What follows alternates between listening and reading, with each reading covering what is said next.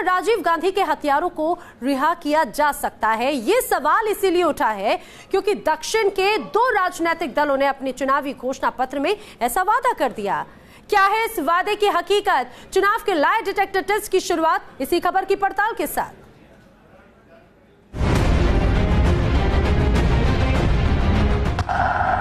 सरकार में आए तो राजीव गांधी के हत्यारों को रिहा कर देंगे। दावा किया जा रहा है कि डीएमके और एआईएडीएमके ने अपने चुनावी घोषणा पत्र में ऐसा वादा किया है। आखिर क्या है डीएमके और एआईएडीएमके के इस वादे की हकीकत? क्या राजीव गांधी के हत्यारों को रिहा किया जा सकता है? चुनाव जीतने के लिए तमाम राजनीतिक पार्टियां तरह तरह की तरकीब अपनाती हैं, लोक लुभावन वायदे भी करती हैं, लेकिन ऐसा वायदा कि देश के पूर्व प्रधानमंत्री के हत्यारों को ही रिहा कर दिया जाए, ऐसा चुनावी वायदा शायद इतिहास में पहली बार दक्षिण की राजनीति में देखने को मिल रहा है। तो अपनी पड़ताल में सबसे पहले हमने इस सवाल का जवाब जानने की कोशिश की। इसके लिए हमने दोनों पार्टियों के घोषणा पत्र को खंगाला। तो दोनों ही घोषणा पत्र में मतदाताओं को लुभाने के लिए अलग अलग वायदे किए गए थे, लेकिन राजीव गांधी के हत्यारों को रिहा करने का वादा डीएमके और एआईएडीएमके दोनों के घोषणा पत्र में मिला। तो हमारी पड़ताल की शुरुआत में ये बात सच साबित हो गई कि डीएमके और एआईएडीएमके ने अपने घोषणा पत्र में पूर्व प्रधानमंत्री राजीव गांधी के हत्यारों को रिहा करने की बात कही। सवाल अभी एक और था कि कानून में ऐसा प्रावधान है कि कोई पार्टी सुप्रीम कोर्ट से सजा पाए दोषी के रिहाई का आदेश दे दे। इस सवाल का जवाब आपको दें उससे पहले जरा इस केस की कानूनी पहलू के बारे में आपको बताना जरूरी है। दरअसल पूर्व प्रधानमंत्री राजीव गांधी की हत्या के दोषी पिछले 28 साल से तमिलनाडु की जेल में बंद हैं। 2014 में पूर्व मुख्यमंत्री जयललिता ने भी सभी 7 दोषियों को रिहा करने का फैसला लिया था, लेकिन केंद्र सरकार ने इसका विरोध किया। केंद्र सरकार तमिलनाडु सरकार के फैसले के विरोध में सुप्रीम कोर्ट चली गई। सुप्रीम कोर्ट ने भी माना चूंकि इस मामले में जांच में केंद्रीय एजेंसी यानी सीबीआई शामिल है और सजा का फैसला भी इसी एजेंसी की जांच के आधार पर हुआ है, लिहाजा बिना केंद्र सरकार की इजाजत के राज्य सरकार दोषियों की रिहाई का फैसला नहीं ले सकती और इसके साथ ही दोषियों की रिहाई के फैसले पर रोक लग गई। केंद्र ने साफ मना कर दिया और सुप्रीम कोर्ट ने गेंद केंद्र के पाले में डाल दी। तो फिर क्षेत्रीय पार्टी डीएमके और एआईएडीएमके किस आधार पर मतदाताओं से इस तरह का वादा कर रही है? तो इसके लिए हमने कानून के जानकारों से बात की।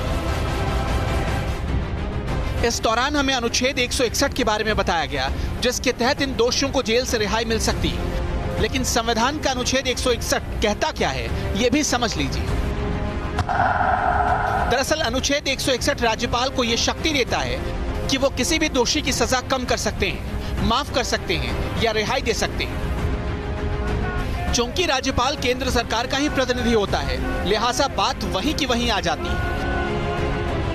Any matter which investigated by the state police, they can recommend it. But there is a specific provision of the act is there that they cannot release it without the consent of the government. CBI cases. So they have to write to the central government, get the consent and forward it to governor and then governor can take a decision.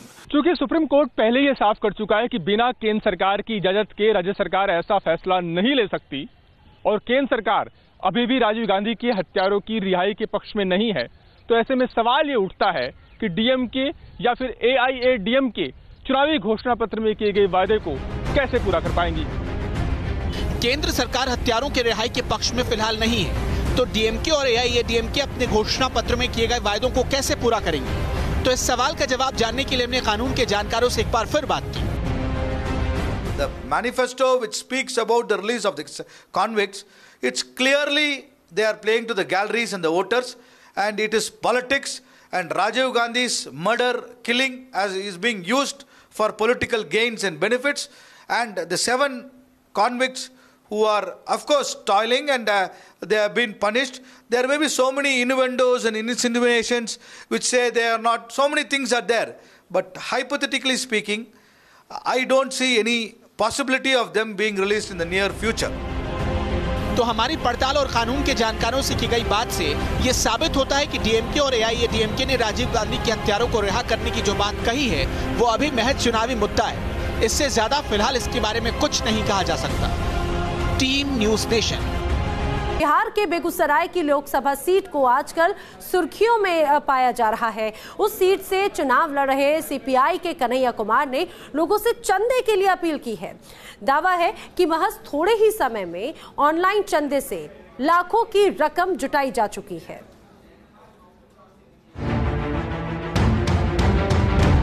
Social media में घूम रही इस खबर को बड़े ध्यान से देखिए, जिसमें दावा किया जा रहा है कि महज 30 घंटे में कन्हैया कुमार ने जुटाए 30 लाख रुपए। जब हमने इस खबर की पड़ताल शुरू की तो सबसे पहले 3 सवाल खड़े हुए। पहला सवाल, क्या वायरल खबर में किया जा रहा दावा सही है? दूसरा सवाल, कौन सा तरीका है जिसने कन्हैया कुमार को लखपति बना दिया? और तीसरा सवाल, आखिर कन्हैया को इतने पैसे किसने दिए? तो हमारी टीम इस वायरल खबर को लेकर आगे बढ़ी। हमने जानने की कोशिश की कि क्या वायरल खबर में किया जा रहा दावा सही है। कन्हैया कुमार हमेशा पारदर्शी राजनीति का दावा करते हैं, लिहाजा हमने तय किया कि अगर कन्हैया ने कहीं से भी 30 लाख रुपए जुटाए हैं तो इसका जिक्र उनकी वेबसाइट पर जरूर होगा। लिहाजा हमारी टीम ने उनकी वेबसाइट पर जाकर सच जानने की कोशिश की।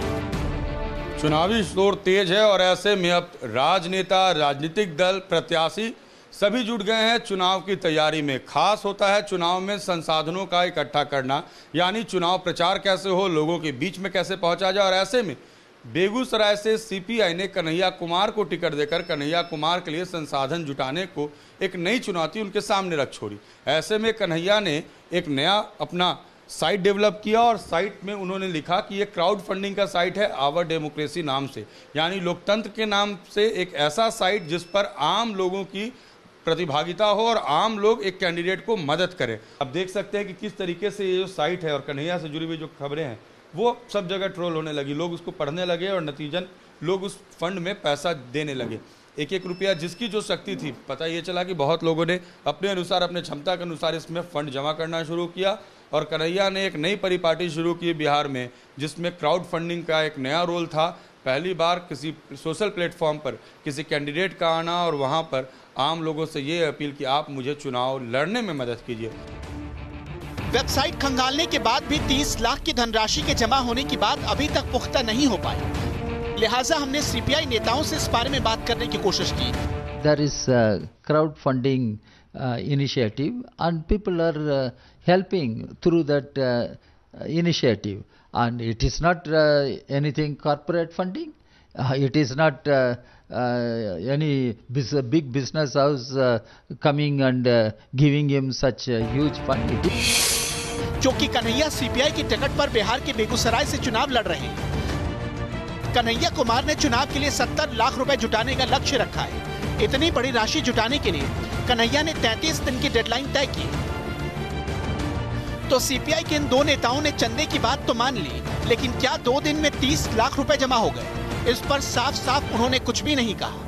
अब सच पता करने के लिए हमारे पास बस एक ही रास्ता था कि सीधे कन्हैया कुमार से बात की जाए, और कन्हैया ने जो कहा उसने दूध का दूध और पानी का पानी कर दिया।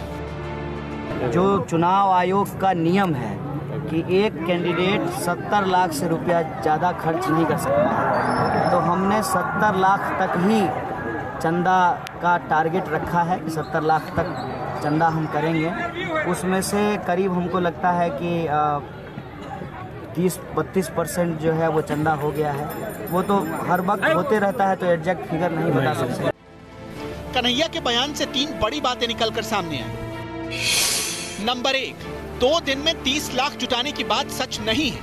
नंबर 2, अभी तक सिर्फ 20 लाख से कुछ ज्यादा की रकम जुटाई गई है। चुनाव के लिए उन्हें कुल 70 लाख की रकम जुटानी है। चूंकि चुनाव आयोग ने एक लोकसभा सीट पर प्रत्याशी के लिए चुनाव प्रचार खर्च की सीमा तय कर रखी है, ये खर्च 70 लाख से ज्यादा नहीं हो सकता। लिहाजा कन्हैया ने अपील की है कि उन्हें सिर्फ 70 लाख तक चंदा दिया जाए। तो हमारी पड़ताल में 30 घंटे में 30 लाख का दावा गलत पाया गया, जबकि 2 दिन में 22 लाख जुटाने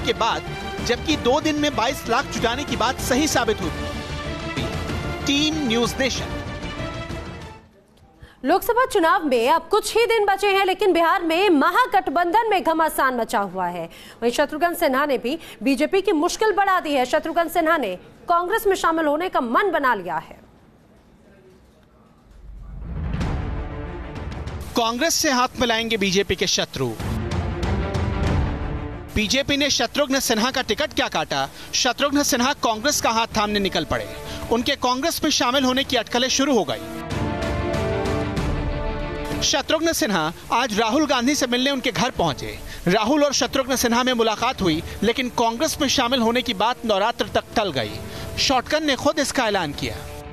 नवरात्रि सबसे शुभ दिवस है, इसलिए हम समझते हैं हम नवरात्रि में जल्द से जल्द आपको बहुत अच्छी, सार्थक, पॉजिटिव खबर देंगे और तब हम लोग कांग्रेस के साथ कंधे से कंधे मिलाकर नवरात्रि मां का आशीर्वाद लेते हुए आगे बढ़ेंगे। अब शत्रुघ्न सिन्हा ने पटना साहिब सीट पर ही दावा ठोक दिया है। शत्रुघ्न सिन्हा ने साफ कर दिया कि सिचुएशन जो भी हो, लोकेशन पटना साहिब ही रहेगी। ये हम कई बार कह चुके हैं, इन लोगों के सहयोग से, इन लोगों की मर्जी से और अपनी आत्मा की आवाज रही है कि सिचुएशन कुछ भी हो, लोकेशन वही होगा। पटना। बीजेपी ने पटना साहिब सीट पर शत्रुघ्न सिन्हा का टिकट काटकर केंद्रीय मंत्री रविशंकर प्रसाद को मैदान में उतारा है, जो इसके बाद से ही शत्रुघ्न सिन्हा नाराज थे। रविशंकर प्रसाद ने शत्रुघ्न सिन्हा पर तो ज्यादा कुछ नहीं बोला, लेकिन महागठबंधन पर हमला किया। महागठबंधन एक फिसलता हुआ गठबंधन है। वहां खुद में इतना स्वार्थ का टकराव है, अंतर विरोध है। आप देख रहे हैं वहां तो पता ही नहीं है कौन किसके साथ खड़ा है, कौन के साथ कब तक खड़ा है। देश अब हफ्ता और 2-2 महीने के प्रधानमंत्री नहीं चाहता। भारत के लोग नरेंद्र मोदी को दोबारा प्रधानमंत्री बनाना चाहते हैं। महागठबंधन में सीटों का बंटवारा भले ही हो गया हो, लेकिन अब भी सब कुछ ठीक नहीं। राहुल ने आज बिहार के नेताओं से दिल्ली में मुलाकात की। सूत्रों के मुताबिक सीट बंटवारे को लेकर आरजेडी और कांग्रेस के बीच पेच फंसा है। तेजस्वी यादव की यात्रा रद्द हो गई है। कांग्रेस भी मान रही है कि नाराजगी है। जो परिस्थिति है वो गठबंधन को लेकर, उनके सीटों के बंटवारे को लेकर बड़े पैमाने पर कांग्रेस कार्यकर्ताओं में असंतोष है कि आखिर ये किस तरह का इंतजाम किया जा रहा है। कई महत्वपूर्ण इलाके हम नहीं लड़ पा रहे हैं, कई महत्वपूर्ण नेता हमारे चुनाव नहीं लड़ पा रहे हैं। कांग्रेस के कार्यकर्ता सड़कों पर उतरकर विरोध जता रहे हैं। नालंदा के कांग्रेस कार्यकर्ताओं ने पटना में कांग्रेस दफ्तर में प्रदर्शन किया।